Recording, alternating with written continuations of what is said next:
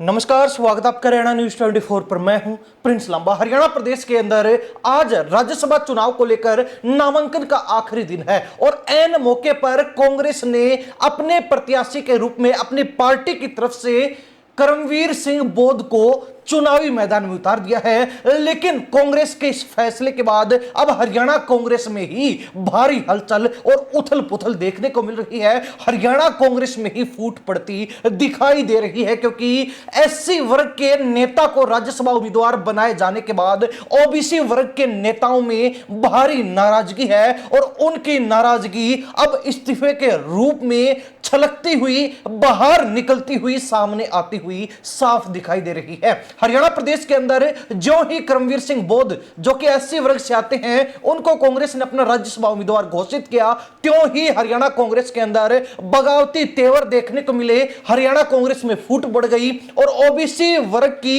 हरियाणा कांग्रेस की जो कार्यकारी है, उसके प्रदेश अध्यक्ष तेलूराम जांगड़ा ने अपने पद और पार्टी की प्राथमिक सदस्यता से इस्तीफा दे दिया है और ये इस्तीफा जो है प्रदेश अध्यक्ष के साथ साथ राष्ट्रीय अध्यक्ष को भी भेज दिया है। और साथ ही तेलूराम जांगड़ा ने यह भी दावा किया है कि हरियाणा कांग्रेस से न केवल वो अकेले हैं, बल्कि और भी ओबीसी वर्ग के कई नेता ऐसे हैं जो अब पार्टी छोड़ने को लेकर तैयारी कर चुके हैं। यानी कि तेलूराम जांगड़ा के दावे के अनुसार हरियाणा कांग्रेस में अब भारी उथल पुथल और भारी हड़कंप देखने को मिल सकता है। हालांकि तेलूराम जांगड़ा, जो कि ओबीसी वर्ग की कार्यकारी के प्रदेश अध्यक्ष हरियाणा के थे, उन्होंने पार्टी क्यों छोड़ दी, इसके पीछे की उन्होंने वजह क्या बताई है, वो आपको बता देते हैं। नाराजगी एससी वर्ग के नेता को राज्यसभा उम्मीदवार बनाने की है। तेलूराम जांगड़ा का कहना है कि राज्यसभा के अंदर उम्मीद थी कि हाईकमान और हरियाणा कांग्रेस का नेतृत्व जो है ओबीसी वर्ग के किसी नेता को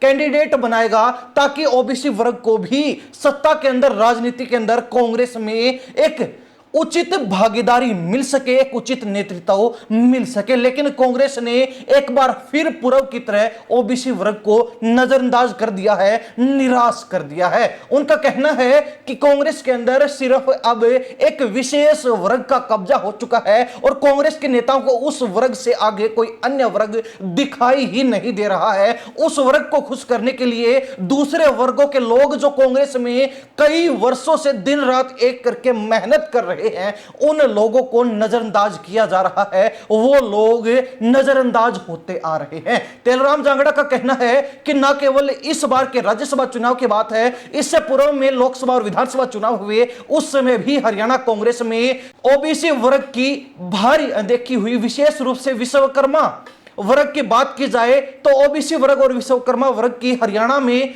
30% वोट बैंक का नेतृत्व, प्रतिनिधित्व रखते हैं, लेकिन बावजूद इसके इनकी अनदेखी हो रही है। क्योंकि तेलूराम जांगड़ा का यह भी कहना है कि पिछले लंबे समय से वो लगातार पार्टी के अंदर रहते हुए, पार्टी के पदों पर रहते हुए भी ये मांग उठाते रहे हैं, हाईकमान को इस बात से अवगत करवाते रहे हैं कि एक विशेष वर्ग को खुश करने के लिए अन्य वर्गों को अनदेखा करना सही नहीं होगा। लेकिन बार बार चेतावनी के बावजूद भी कांग्रेस पार्टी सुधरने का नाम नहीं ले रही और इसीलिए अब उनको मजबूरी में जो है अपने 30 साल की तपस्या को भंग करके कांग्रेस पार्टी को छोड़ना पड़ रहा है, भारी मन के साथ, दुख के साथ, क्योंकि उनकी सुनवाई नहीं हुई और उनको लगातार नजरअंदाज किया जाता रहा है।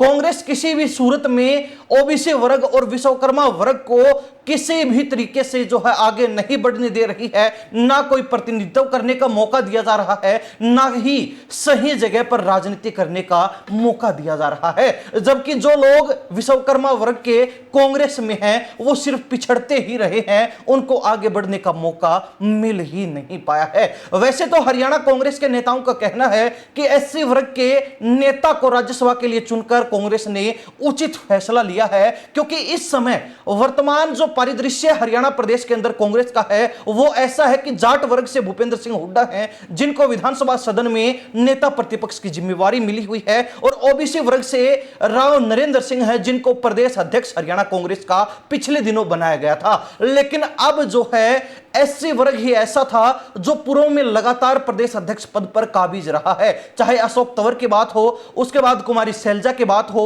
उसके बाद चौधरी उदय भान की बात हो, एससी वर्ग के नेताओं को ही प्रदेश अध्यक्ष पद के लिए प्रतिनिधित्व की जिम्मेवारी मिलती रही है। लेकिन अब जो है ओबीसी वर्ग से प्रदेश अध्यक्ष चुना गया, तो ऐसे में एससी वर्ग को साधने के लिए, एससी वर्ग की नाराजगी को दूर करने के लिए कांग्रेस ने राज्यसभा के लिए एससी उम्मीदवार करमवीर सिंह बोध के रूप में चयनित किया। लेकिन उसका साइड इफेक्ट अब खुलकर सामने आ गया है। कांग्रेस को भारी नाराजगी का, भारी फूट का सामना करना पड़ रहा है। नामांकन होते ही कांग्रेस में दरार आ गई, कांग्रेस के अंदर मतभेद छिड़ गया और कांग्रेस में अब नेताओं के बागी सुर, नाराजगी देखने को मिल रही है सरेआम, खुलेआम। और नेताओं ने यह कह दिया है कि उनकी अनदेखी हो रही है। अब कांग्रेस के अंदर ज्यों ही प्रत्याशी चयनित होने के बाद नामांकन किया गया है, त्यों ही खेला होना शुरू हो चुका है।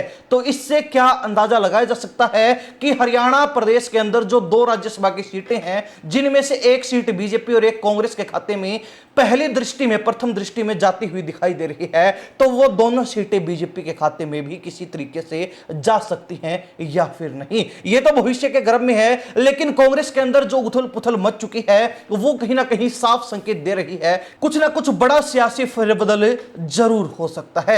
खैर, ये बातें कितनी सार्थक साबित होंगी ये कुछ समय बाद पता चल जाएगा।